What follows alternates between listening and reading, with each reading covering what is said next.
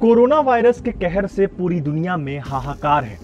Vaccine की खोज जारी है तो कहीं वैक्सीन दी भी जा रही है, लेकिन इतनी बड़ी महामारी से इतनी जल्दी निजात मिल जाए ये कहना जरा मुश्किल है।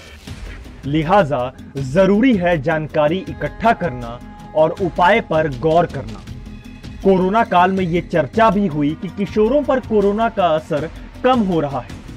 इसे लेकर WHO ने भी प्रतिक्रिया दी है।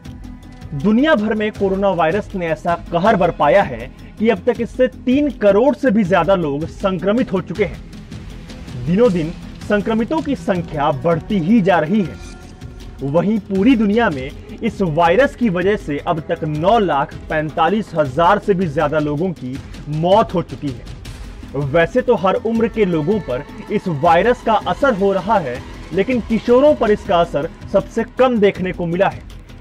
एक रिपोर्ट के मुताबिक पूरी दुनिया में 20 साल से नीचे के 10% से भी कम लोग इस वायरस से संक्रमित हुए हैं और अब तक 20 साल से कम उम्र के 0.2% से भी कम लोगों की इस वायरस के कारण मौत हुई है।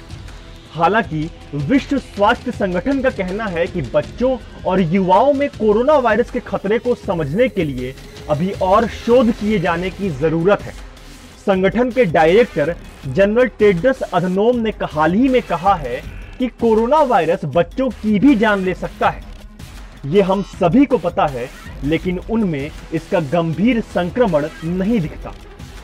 विश्व स्वास्थ्य संगठन ने भी माना है कि बच्चों और युवाओं में कोरोना से संक्रमित होने वाले और उससे मरने वालों की संख्या काफी कम है, लेकिन टेड्रस अधनोम का कहना है कि बच्चों और किशोरों पर इस वायरस का प्रभाव अलग तरीके से पड़ा है। जैसे कि कई देशों में बच्चों को समय पर जरूरी टीका नहीं लगाया गया है। लाखों बच्चे स्कूल नहीं जा पा रहे हैं, जिसका असर उनकी शिक्षा पर पड़ रहा है। पिछले महीने आई BBC की एक रिपोर्ट के मुताबिक इंग्लैंड से लेकर जापान और जर्मनी से लेकर ऑस्ट्रेलिया तक कई देशों में नौजवानों को कोरोना वायरस के नए मामलों में बढ़ोतरी के लिए जिम्मेदार ठहराया जा रहा है।